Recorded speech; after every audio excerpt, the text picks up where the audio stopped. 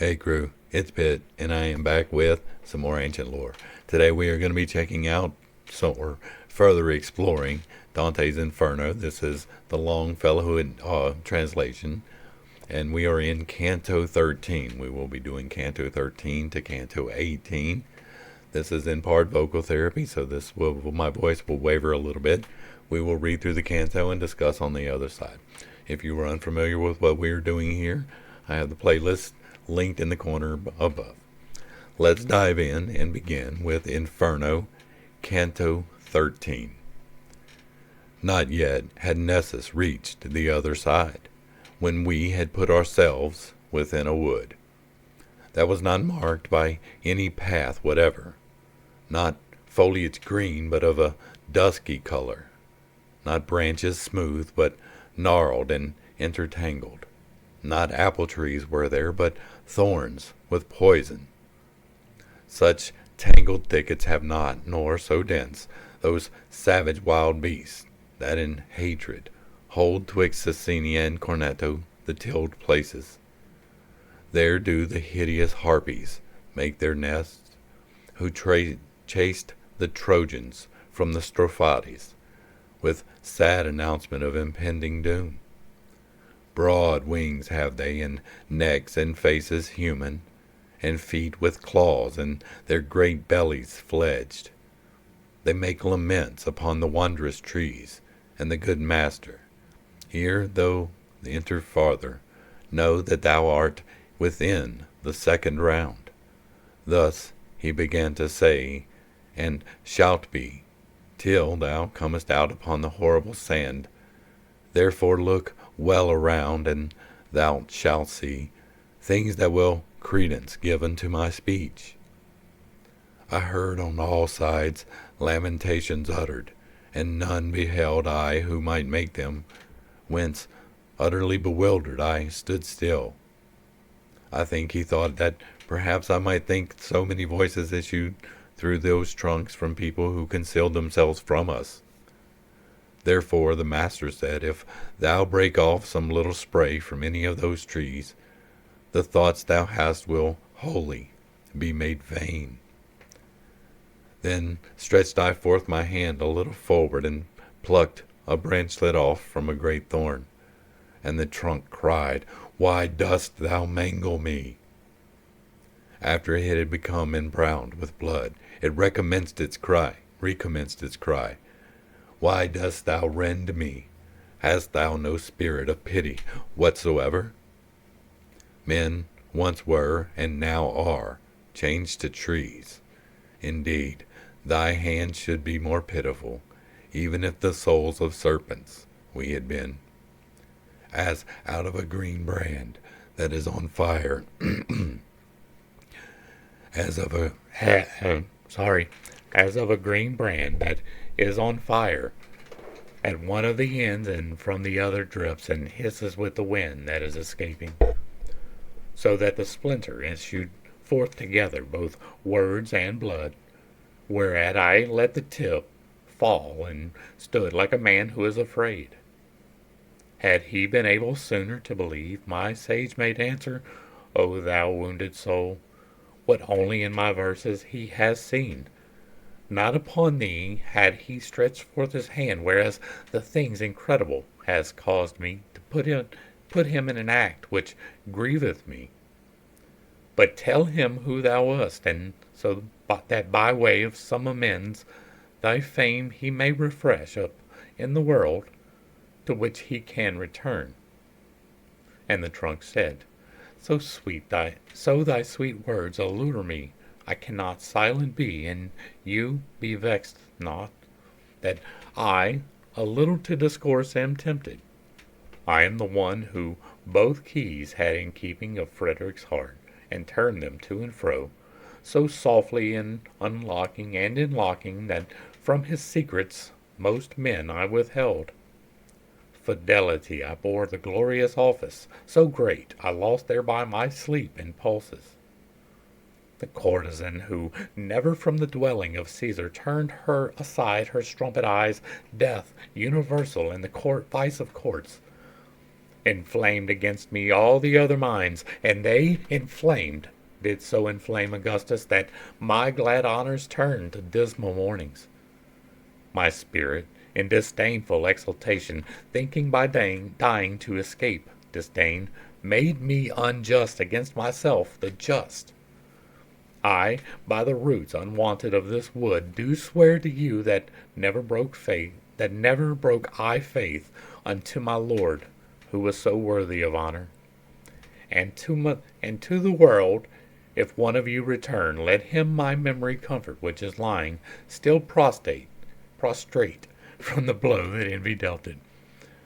Waited a while, and since he is silent, the poet said to me, lose not the time, but speak, and question him, if more may please thee. Whence I to him, do thou again inquire concerning what thou thinkst will satisfy me?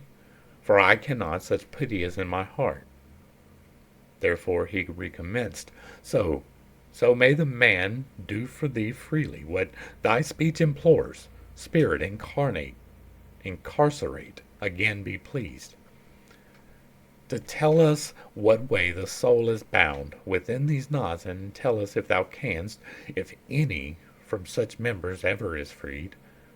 Then blew the trunk amain, and afterward the wind was into such a voice converted, with brevity shall be replied to you. When the exasperated soul abandons the body whence it rent itself away, Minos consigns it to the seventh abyss. It falls into the forest, and no part is chosen for it but where fortune hurls it. There, like a grain of spelt, it germinates. It springs a sapling and a forest tree. The harpies, feeding upon its leaves, do pain create, and for the pain an outlet.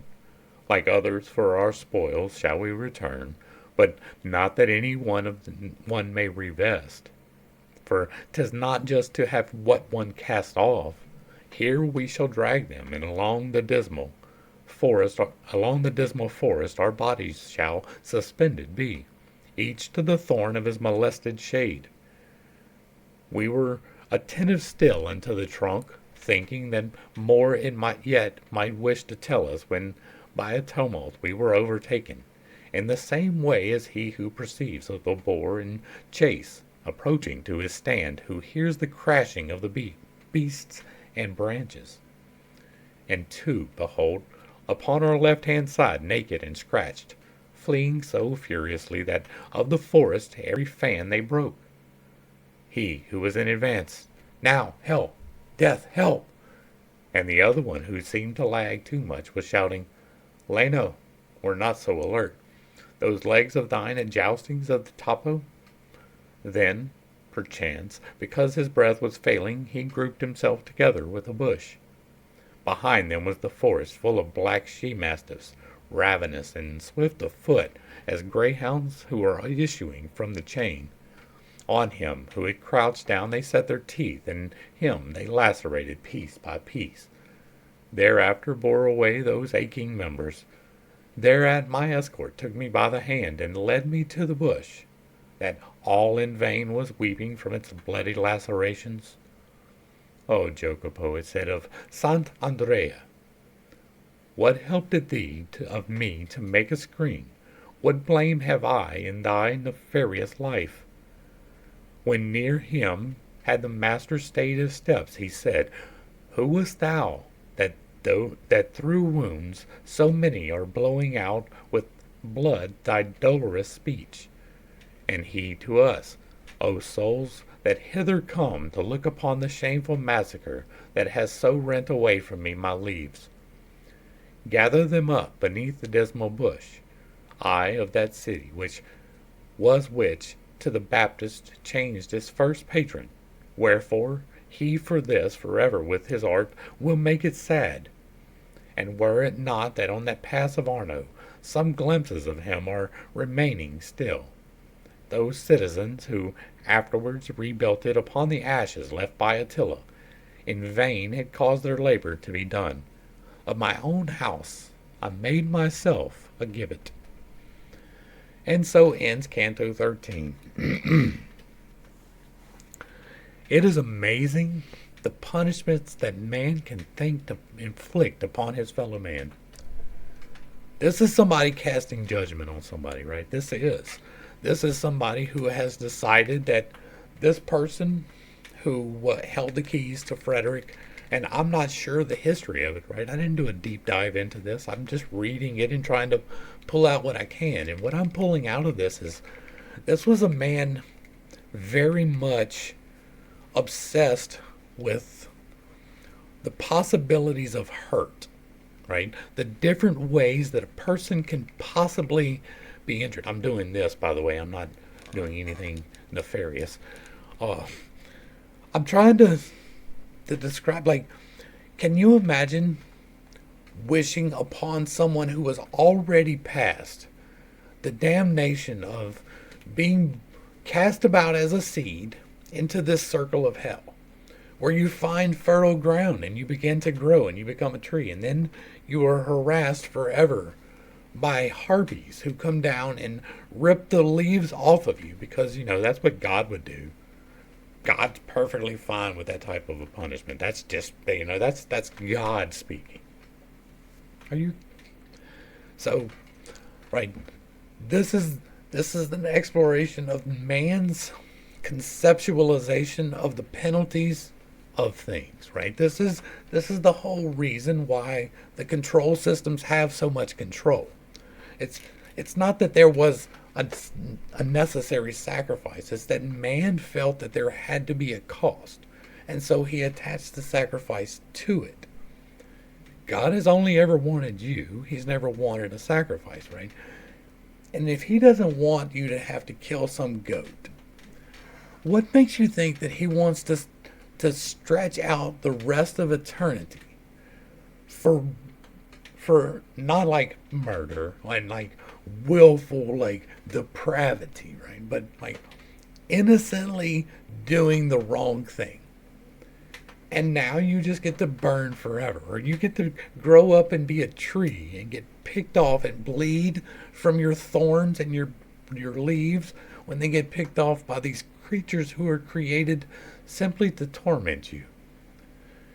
It gives you a lot about the mindset in the 13th century, but this mindset still dominates us today. People still demand some kind of a sacrifice in order for them to be forgiven, and that's just it's a little bit wild to me, just as wild as this, right? Now, this is a man who was earnestly trying to do something, right? I'm not trying to take away, and it's a great literary work, but it was a very intentional piece of propaganda written for a very intentional purpose, and it has achieved that, right? There are people who think that this is actual doctrine. There are people who think that this is actual scripture, and it is not. Like, it's not even close. And so it's an interesting read, right? It's a great psychological read to read through and see this, but like, yeah. Canto 14. Let's dive in and see what's up. Because of the charity of my native place constrained me, gathered I the scattered leaves and gave them back to him who was now hoarse. Then came we to the confine where, disparted, the second round is from the third, and where a horrible form of justice is beheld. Clearly, to manifest these novel things, I say that we arrived upon a plain, which from its bed rejecteth every plant. The dolorous forest is a garland to it, all around about as the sad moat to that. There close upon the edge we stayed our feet. The soil was of an arid and thick sand, not of another fashion made than that which by the feet of Cato once was pressed. Vengeance of God, oh, how much oughtest thou by each one to be dreaded who doth read that which manifest unto mine eyes. Of naked souls beheld I many herds, who were all weeping very miserably, and over them seemed set a law diverse. Supine upon the ground, some folk were lying, and some were sitting all drawn up together, and others went about Continually those who were going round were far the more, and less were those who lay down in their torment, but had their tongues more loosed to lamentation. Over all the sand waste with a gradual fall were raining down dilapidated, dilated flakes of fire, as of the snow on Alp without a wind, as Alexander in those torrid parts of India beheld upon his host flames fall unbroken till they reached the ground, whence he provided with his phalanxes to trample down the soil, because the vapor better extinguished while it was single. Thus was descending the eternal heat, whereby the sand was set on fire like tinder beneath the steel for doubling of the dole. Without repose forever was the dance of miserable hands, now there, now here, shaking away from off of them the fresh gleeds. Master, began I, thou who overcomest all things except the demons dire, that issued against us at the entrance of the gate, who is that mighty one, who seems to heed not the fire, and lieth lowering and disdainful, so that the rains seem not to ripen him? And he himself, who had become aware that I was questioning my guide about him, cried, Such was I. Such as I was living am I dead. If Jove should weary out from his smith, from whom he seized in anger the sharp thunderbolt, wherewith upon the last day I was smitten, and if he wearied out by turns the others, in Mongibello at the swarthy forge, vociferating, Help, good Vulcan, help!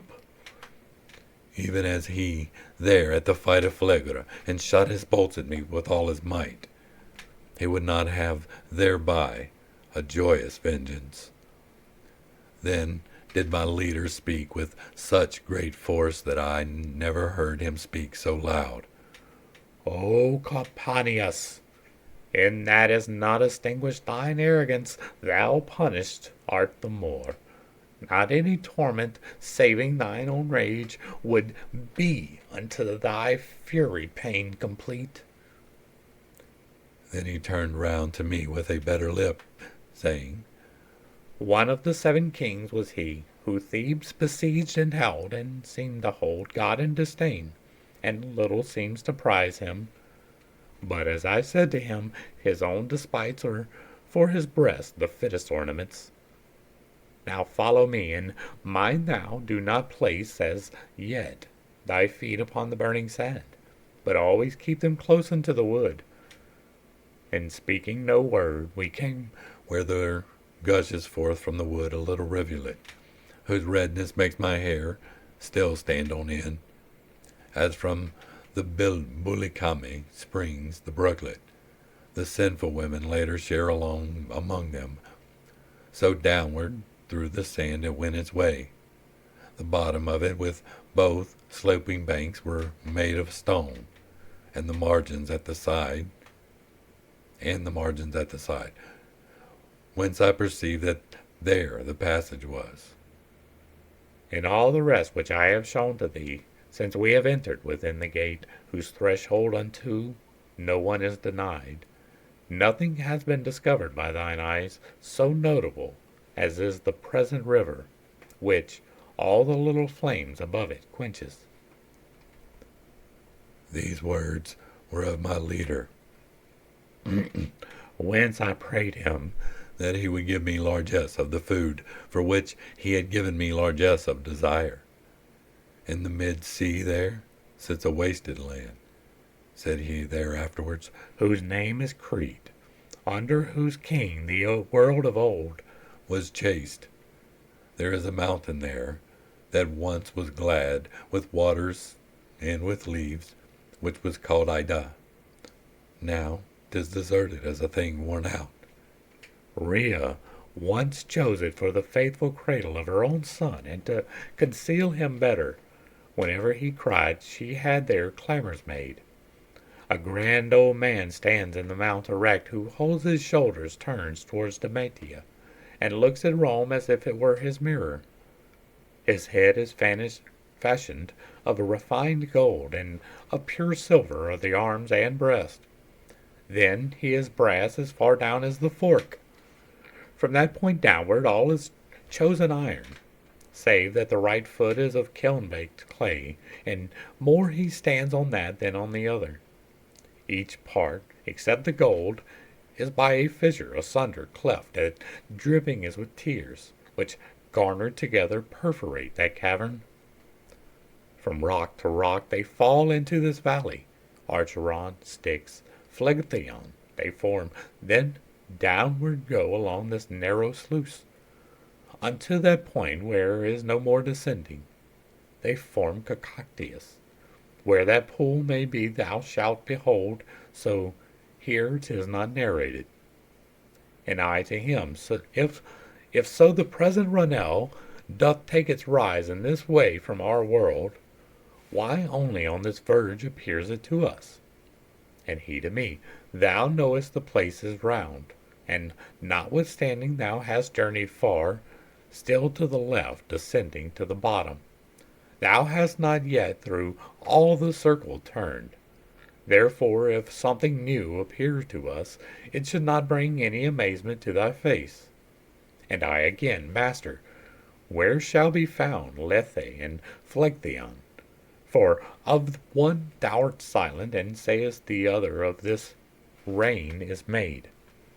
In all thy questions truly thou dost please me, replied he, but the boiling of the red water might well solve one of them thou makest. Thou shalt see Lethe, but outside this moat, there where the souls repair to lave themselves, where sin repented of has been removed. Then he said, it is time now to abandon the wood. Take heed that thou come after me. Away the margins make that are not burning, and over them all vapors are extinguished. And so ends Canto 14. And this is an interesting one for historical sake, right? There's a lot of legends in this whole series, and like I'm going to go back at some point and just pull out names so that I can investigate, so that I can actually do deep dives on the actual names, which hopefully will lead me to other texts that lead me to other stories, right? That is the goal of that. Because I'm interested to see like the stories behind the river Styx, right? The stories that are behind even the 1300s version of this. Now this is telling us myths and legends that they were holding in the 1300s, right? They believed in these places and these things, and most of them were probably historical. And so it is an interesting study, if nothing else, right? It is an interesting piece of history, if nothing else. I don't believe that it is a literal representation of the afterlife, but it is an interesting representation of the mind then, and it's a good record of the people, because he's describing different people being punished, and there's a story there. We just have to find it. All right, let's dive into 15. Canto 15. Now bears us onward one of the hard margins, and so the brooklet's mist overshadows it. From fire it saves the water and the dikes. Sorry, I should have done this on the transition. All right. Even as the Flemings twixt Cadsand and Bruges, fearing the flood that towards them hurls itself, their bulwarks build to put the sea to flight. As the Paduans along the Brenta, to guard their villas and their villages, or ever the Chiarentana feel the heat. In such similitude had those been made, albeit not so lofty nor so thick. Whoever he might be, the master made them. Now, were we from the forest, so remote that I could not have discovered where it was, even if backward I had turned myself. When we, a company of souls, encountered, who came beside the dike, and every one gazed at us as at evening we are wont, to eye each other under a new moon, And so towards us sharpened they their brows, as an old tailor at the needle's eye. They scrutinized by such a family, by someone I was recognized, who seized my garment's hem and cried out, "What a marvel!" And I, when he stretched forth his arm to me, on his baked aspect fastened so mine eyes, that the scorched countenance prevented not his recognition by my intellect. And bowing down my face into his own, I made reply, "Are you here, Sir Brunetto?" And he, "May it not displease thee, O my son, in a brief space with thee, Brunetto Latini, backward return, and let the trail go on." I said to him, "With all my power I ask it, and if you wish me to sit down with you, I will, if he please, for I go with him." "O son," he said, "whoever of this herd a moment stops, lies then 100 years, nor fans himself when smiteth him with the fire. Therefore go on. I at thy skirts will come, and afterward I will rejoin my band, which goes lamenting its eternal doom." I did not dare to go down from the road, level to walk with him, but my head bowed, I held as one who goeth reverently. And he began, "What fortune or what fate before the last day leadeth thee down here, and who is this that showeth thee the way?" "Up there, above us, in the life serene," I answered him, "I lost me in a valley, or ever yet my age had been completed. But yestermorn I turned my back upon it. This one appeared to me, returning thither, And homeward leadeth me along this road. And he to me, if thou thy star do follow, thou canst not fail thee of a glorious port, if well I judged in thee life beautiful. And if I had not died so prematurely, seeing heaven thus benignant upon to thee, I would have given thee comfort in the work. But that ungrateful and malignant people, which of old time from Thessaly descended, and smack still of the mountain and the granite, see, there's one of the people, will make them itself for thy good deeds thy foe. And it is right, for among crabbed sorbs it ill befits the sweet fig to bear fruit. Old rumor in the world proclaims them blind, a people avaricious, envious, proud. Take heed that of their customs thou do cleanse thee. Thy fortune do much honor doth reserve thee. One party and the other shall be hungry for thee, but far from goat shall be the grass. Their litter let the beast of Thessaly make of themselves, nor let them touch the plant, if any still upon their dunghill rise, and which may yet revive the consecrated seed of the Romans, who remained there when a nest of such great malice it became. If my entreaty wholly were fulfilled, I replied to him, not yet would you be in banishment from human nature placed. For in my mind is fixed and touches now my heart the dear and good paternal image of you, when in the world from hour to hour you taught me how a man becomes eternal, and how much I am grateful, while I live, behooves that in my language be discerned. "What you narrate of my career I write, and keep it to be glossed with the other text. But a lady who can do it if I reach her, this much will I have manifest to you, provided that my conscience do not chide me for whatsoever fortune I am ready. Such hansel is not new unto mine ears. Therefore let fortune turn her wheel around, as it may please her, and churl his mattock."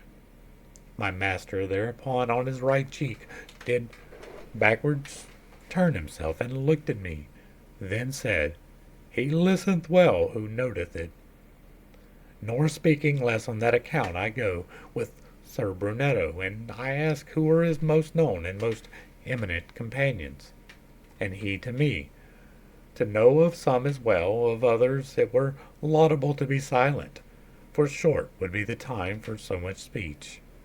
Know them in some, that all of them were clerks, and men of letters great, and of great fame, in the world tainted with the self-same sin. Priscian goes yonder with that wretched crowd, and Francis of a Corso, and thou hadst seen there if thou had had a hankering for such scurf. That one, who by the servant of the servants from Arno was transferred to Baciglione, where he has left his sin-excited nerves. More would I say, but coming and discoursing can be no longer, for that I behold new smoke arising yonder from the sand. A people comes with whom I may not be. Commended unto thee be my tesoro, in which I still live, and no more to ask. And then he turned around, and seemed to be of those who at Verona run for the green mantle across the plain, and seemed to be among them the one who wins, and not the one who loses. And so ends Canto 15. And that's an interesting discourse, because this appears to be the man who has taught Dante, right? This is the man of letters, and he is obviously placing a certain judgment upon that man. Now, whether or not that was a valid one, I don't know. Like, I never met the man. We only know him through Dante, as far as I know right now, so I will try to look him up at some point. But as far as I know, this was just the man who was teaching him how to be a better man. And that's interesting that he sees him in hell as well. Because there are people who believe that they believe some wild stuff. But they believe that if you don't believe exactly what they believe, then you have zero chance. All right. Canto 16. Now was I where was heard the reverberation of water falling into the next round, like to that of humming which the beehives make, when shadows three started forth. Running from out a company they passed, beneath the reign of the sharp martyrdom. Towards us came they, and each one cried out, Stop thou, for by thy garb to us thou seemest to be someone of our depraved city. Ah me, what wounds I saw upon their limbs, recent and ancient, by the flames burnt in. It pains me still but to remember it. Unto their cries my teacher paused, attentive. He turned his face towards me, and now wait, he said, to these we should be courteous. And if it were not for the fire that darts the nature of this region, I should say that haste were more becoming thee than them. As soon as we stood still, they recommenced the old refrain, and when they overtook us, formed themselves a wheel, all three of them, as champions stripped and oiled are wont to do, watching for their advantage and their hold, before they come to blows and thrust between them. Thus, wheeling around, did every one his visage direct to me, so that in opposite wise his neck and feet continual journey made. And if the misery of this soft place bring in disdain ourselves and our entreaties, began one, and our aspect black and blistered, let the renown of us thy mind incline to tell us who thou art, who thus securely thy living feet dost move along through hell. He in whose footprints thou dost see me treading, naked and skinless though he now may go, was of a greater rank than thou dost think. He was the grandson of the good Guadaladrada. His name was Guido de Guerrera, and in life much did he with his wisdom and his sword. The other, who close by me treads the sand, Takahayo Aldobrande is, who fame above there in the world should welcome me. And I, who with them on the cross am placed, Jacopo Rustacucci was, and truly, my savage wife more than aught else doth harm me. Could I have been protected from the fire below, I should have thrown myself among them, and think the teacher would have suffered it. But as I should have burned and banked myself, my terror overmastered my good will, which made me greedy of embracing them. Then I began. Sorrow and not disdain did your condition fix with me so, that tardily it wholly is stripped off. As soon as this my lord said unto me words, on account of which I thought within me, that people such as you were approaching. I of your city am, and evermore. Your labors and your honorable names I with affection have retraced and heard. I leave the gall and go for the sweet fruits, promised to me by the voracious leader, but to the centre first I needs must plunge. So may the soul for a long while conduct those limbs of thine, did he make answer then, and so may thy renown shine after thee. Valor and courtesy, say if they dwell within our city as they used to do, or if they wholly have gone out of it. For Guglielmo Borsier, who is in torment with us of late, and goes there with his comrades, doth greatly mortify us with his words. The new inhabitants and the sudden gains, pride and extravagance have in thee engendered Florence, so that thou weepst thereat already. In this wise I exclaimed with face uplifted, and the three, taking that from my reply, looked at each other as one looks at truth. If other time so little it doth cost thee, replied they all, to satisfy another, happy art thou thus speaking at thy will. Therefore, if thou escape from these dark places, and come to re-behold the beauteous stars, when it shall pleasure thee to say, I was, see that thou speak of us unto the people. Then they broke up the wheel, and in their flight they seemed as if their agile legs were wings. Not an amen could possibly be said, so rapidly as they had disappeared. Wherefore the master deemed best to depart. I followed him, and little had we gone before the sound of water was so near us that speaking we should hardly have been heard, even as that stream which holdeth its own course, the first from Monte Veso towards the east, upon the left-hand slope of Apennine, which is above called Acicata. Here it descendeth down into its low bed, and at Forli is vacant of that name. Reverberates there above San Benedetto, from Alps, by falling at a single leap, where for 1,000 there were room enough.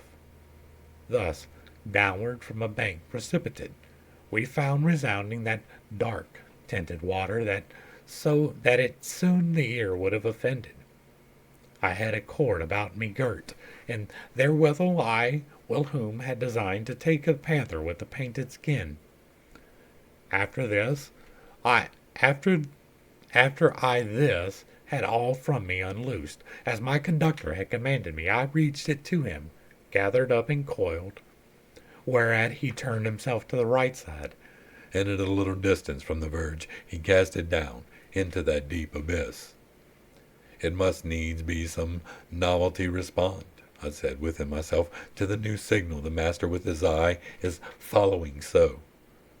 Ah me, how very cautious men should be with those who not alone behold the act, but with their wisdom look into the thoughts. He said to me, soon there will upward come what I await, and what thy thought is dreaming must soon reveal itself unto thy sight. To that truth which has the face of falsehood, a man should close his lips as far as may be, because without his fault it causes shame. But here I cannot. And reader, by the notes of this comedy to thee I swear, so that may they not be void of lasting favor. Sorry. Athwart that dense and darksome atmosphere, I saw a figure swimming upward come, marvelous unto every steadfast heart, even as he returns who goeth down, sometimes to clear an anchor which has grappled, reef or aught else that in that sea is hidden, who upward stretches and draws in his feet. And so ends, what's that, 15? 16. And again, there's not a whole lot here to dissect, right? This is a history lesson. Unfortunately, I don't know the history. Apparently, these people were in charge of Florence, right? Florence is in Italy, and apparently these were the people that were in charge, and some of them come down, maybe from a different place. Like that seems to be they aren't here, right? They're there for a purpose, and then poof, they're gone to maybe enforce the point that these were different people than this person, right? That seems to be what's there, but again, that's just me trying to interpret it as I read, and that's not even the simplest thing to do, but it's interesting. And again, it's more of a history lesson than a morality lesson to me. So now we are on Canto 17, right? 10, 5, 2, 17. Let's dig in. Behold, the monster with the pointed tail, who cleaves the hills and breaketh walls and weapons. Behold him who infecteth all the world. Thus unto me my guide began to say, and beckoned him that he should come to shore, near to the confine of the trodden marble. And that uncleanly image of deceit came up and thrust ashore its head and bust, but on the border did not drag its tail. The face was as the face of a just man, its semblance outwardly was so benign, and of a serpent all the trunk beside. 2 paws it had, hairy unto the armpits, the back and breast, and both the sides it had, depicted over with nooses and with shields, with colours more, groundwork or broidery. Never in cloth did Tartars make, nor Turks, nor was such tissues by Arachne laid. And sometimes wherries lie upon the shore, that part are in the water, part on land, and as among the guzzling Germans there, the beaver plants himself to wage his war, so that vile monster lay upon the border, which is of stone and shutteth in the sand. His tail was wholly quivering in the void, contorting upwards with the envenomed fork, that in the guise of scorpion armed its point. The guide said, Now, perforce must turn aside our way a little, even to that beast malevolent, that yonder coucheth him. And therefore on the right side descended, and made 10 steps upon the outer verge, completely to avoid the sand and flame. And after we are come to him, I see, a little farther off upon the sand, a people sitting near the hollow place. Then said me to the master, So that full experience of this round thou bear away, now go and see what their condition is. There let thy conversation be concise. Till thou returnest, I will speak with him, that he concede to us his stalwart shoulders. Thus further still upon the outermost head of that 7th circle, all alone I went, where sat the melancholy folk. Out of their eyes was gushing forth their woe. This way, that way, they helped them with their hands, now from the flames, and now from the hot soil. Not otherwise in summer do the dogs, now with the foot, now with the muzzle, when by fleas or flies or gadflies they are bitten. When I had turned my eyes upon the faces, on some on whom the dolorous fire is falling, not one of them I knew, but I perceived that from the neck of each there hung a pouch, which certain colour had, and certain blazon, and thereupon it seemed their eyes were feeding. And as I, gazing round me, came among them, upon a yellow pouch I azure saw, that had the face and posture of a lion. Proceeding then the current of my sight, another of them I saw, red as blood, display a goose more white than butter is, and one, who with an azure so and gravid emblazoned had his little pouch of white, said unto me, What dost thou in this moat? Now get thee gone, and since thou art alive, know that a neighbor of mine, Vitaliano, will have his seat here on my left-hand side. A Padawan am I with these Florentines. May many a time they thunder in mine ears, exclaiming, come the sovereign cavalier, he who shall bring the satchel with 3 goats. Then twisted he his mouth, and forth he thrust his tongue, like to an ox that licks its nose. And fearing lest my longer stay might vex him who had warned me not to tarry long, backward I turned me from these weary souls. I found my guide, who had already mounted upon the back of that wild animal, and said to me, Now be both strong and bold. Now we descend by stairways such as these. Mount thou in front, for I will be midway, so that the tail may have no power to harm thee. Such is he who has so near the ague of Carton that his nails are blue already, and trembles all but looking at the shade. Even such became I at those proffered words, but shame in me his menaces produced, which maketh servant strong before good master. I seated me upon those monstrous shoulders. I wished to say, and yet the voice came not, as I believed, Take heed that thou embrace me. But he, who other times had rescued me in other peril, soon as I had mounted, within his arms encircled and sustained me, and said, Now, Gurion, bestir thyself. The circle's large, and the descent be little. Think of the novel burden which thou hast. Even as the little vessel shoves from shore, backward, still backward, and so he thence withdrew. And when he wholly felt himself afloat, there, where his breast had been, he turned his tail. That extended like an eel he moved, with his paws drew himself the air. A greater fear I do not think there was. What time abandoned Phaeton the reins, whereby the heavens, as still appeared, were scorched? Nor when the wrecked Icarus his flanks felt stripped of his feathers by the melting wax, his father crying, An ill way thou takest. That was my own, and when I perceived myself on all sides in the air, and saw extinguished the sight of everything but of the monster. Onward he goeth, swimming, slowly, slowly, wheels and descends, but I perceive it only by wind upon my face and from below. I heard already on the right the whirlpool, making a horrible crashing under us, whence I thrust out my head with eyes cast downward. Then was I still more fearful of the abyss, because I fires beheld and heard laments, whereat I, trembling, all the closer cling. I saw then, for before I had not seen it, the turning and descending by great horrors that were approaching upon our sides, as falcon who has long been on the wing, who, without seeing either lure or bird, maketh the falconer say, Ah me, thou stoopest,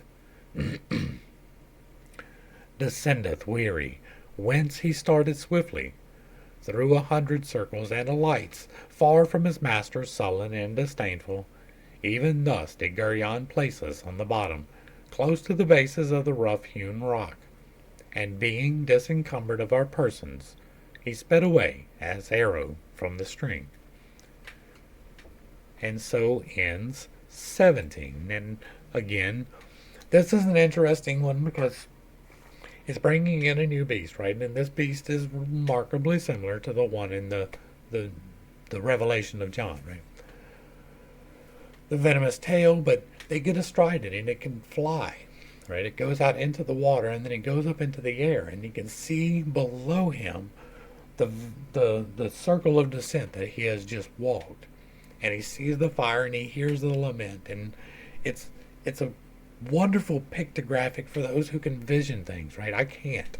So I'm one of those people that I can conceptually know what's going on, but some people can hear this and they can literally picture that thing happening in their mind. I cannot do that.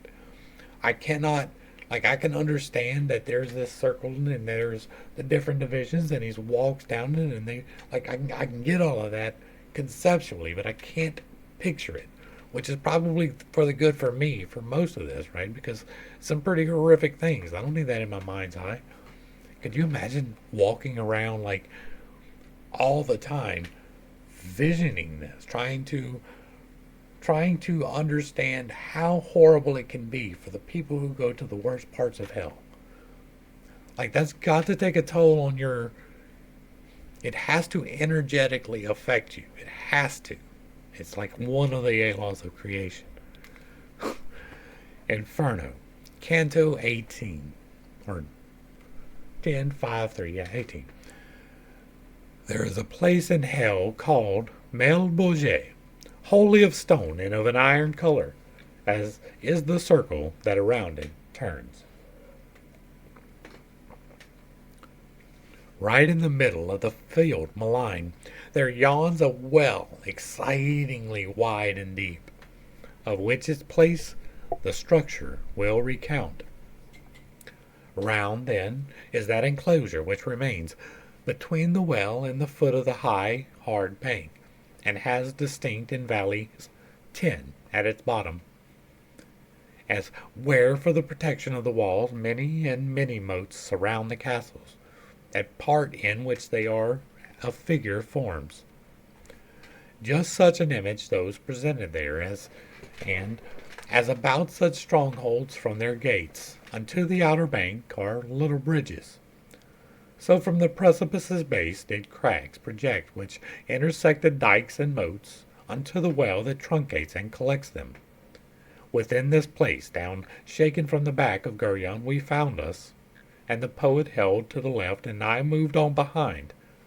Upon my right hand I beheld new anguish, new torments, and new wielders of the lash, wherewith the foremost Bolgia was replete. Down at the bottom were the sinners, naked. This side of the middle came they facing us, beyond it with us, but with greater steps. Even as the Romans, for the mighty host, the year of Jubilee, upon the bridge, have chosen a mode to pass the people over. For all upon one side towards the castle their faces have, and go unto St. Peter's. On the other side they go towards the mountain. This side and that, along the livid stone, beheld I horned demons with great scourges, who cruelly were beating them behind. Ah me, how did they make them lift their legs at the first blows, and soothed not anyone? The second waited for, nor the third. While I was going on, mine eyes by one encountered were, and straight I said, already, with sight of this one, I am not unfed. Therefore I stayed my feet to make him out, and with me the sweet guide came to stand, and to my going someone back assented. And he, the scourged one, thought to hide himself, lowering his face, but little it availed him. For said I, thou that casteth down thy eyes, if false are not the features which thou bearest, thou art Venedicio Catianamico. And what doth bring thee to such pungent sauces? And he to me, unwillingly I tell it, but forces me thine utterance distinct, which makes me recollect the ancient world. I was the one who the fair Gisola induced to grant the wishes of the Marquis. However the shameless story may be told, not the sole Bolognese am I who weeps here. Nay, rather is this place so full of them that not so many tongues today are taught. Twixt Reno and Savina I to say Sipa, and if thereof thou wishest pledge or proof, bring to mind our avaricious heart. While speaking in this manner with his scourge, a demon smote him and said, Get thee gone, pander. There are no women here for coin. I joined myself again unto mine escort.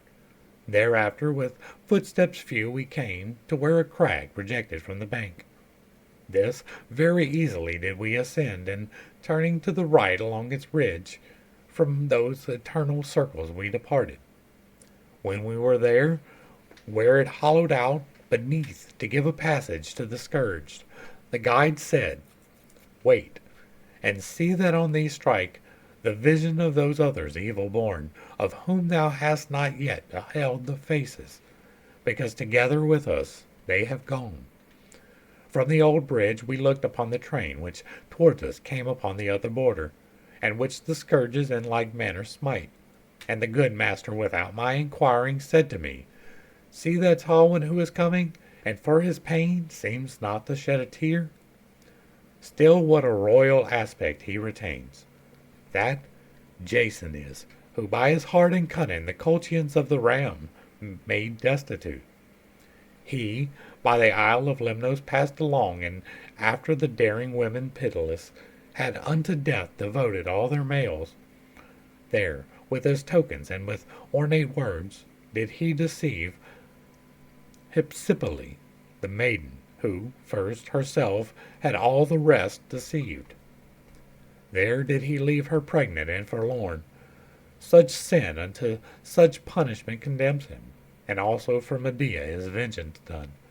With him go those who in such wise deceive, and this sufficient be of the first valley to know, and those that in its jaws it holds. We were already where the narrow path crosses athwart the second dike, and forms of that buttress for another arc. Thence we heard people, who were making moan in the next Bolgia, snorting with their muzzles, and with their palms beating upon themselves.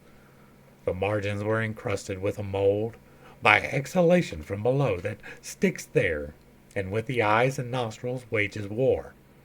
The bottom is so deep, no place suffices to give a sight of it without ascending the arches back, where most the crag impends. Thither we came, and thence down in the moat I saw a people, smothered in a filth, that out of the human privies seemed to flow. And whilst below there with mine eye I search, I saw one with his head so foul with order, it was not clear if he were clerk or layman. He screamed to me, Wherefore art thou so eager to look at me more than the other foul ones?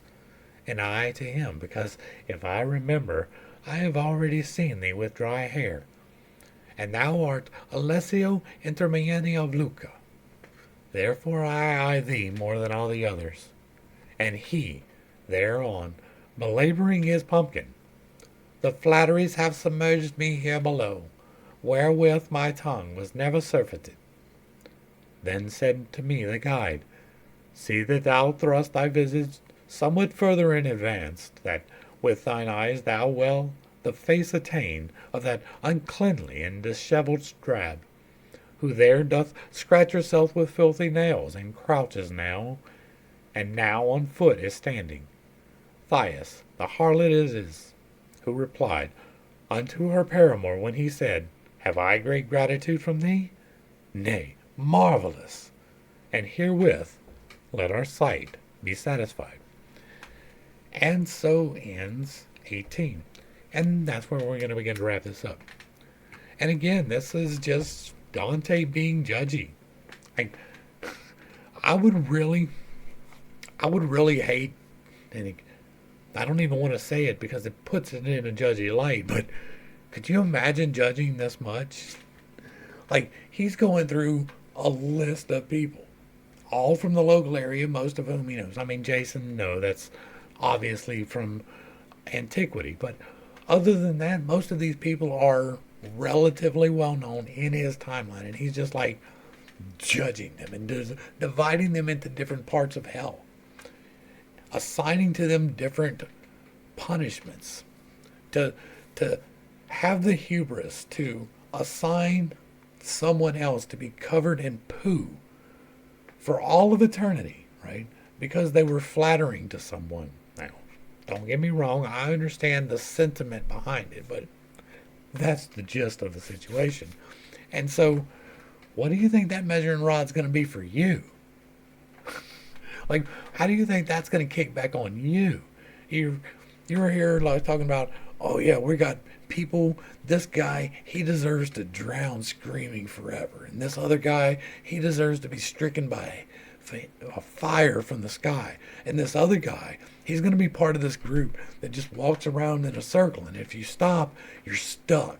You can't move for 150 years. And then fire falls from the sky and you don't get to put it out. That's a lot of judgment wrapped up in there. Like, there's a whole lot The history of humanity is pretty rough. I don't know if you're aware of that. If you're on this channel and you're this far along, chances are you know. History of humanity is really, really rough. Our little pocket of civility here, where we have for the last 250 years or so been relatively civil, that's different in all of humanity, right? Humanity is tyranny. Humanity is despotism. Humanity is torture. Humanity is death and destruction on grand scales. That has happened as long as there has been history, and even probably before there was histories. Probably in some histories that have been lost to history. Human nature is that, and the fact that we have decided to not participate in that is a wild blessing that we do not nearly acknowledge enough. This is a look into that kind of a mindset. This man truly and honestly believed that these things would happen, right? Now, he may not have believed that it was exactly the way he was describing it, but I'm taking it on faith that he is honestly relaying what he considered to be a vision. And if that's the case, right, we don't serve the same God. Like, my God is a whole different God. My God's only required sacrifice for you to be forgiven from sin was for you to ask to be forgiven from sin and to give up your sin. Right? That's like the entirety of it. That's all you got to do. There is no, in my belief, there is no eternal damnation in this way. Now, you can choose that as a soul, right? You can believe firmly enough in a thing to create the reality for your soul.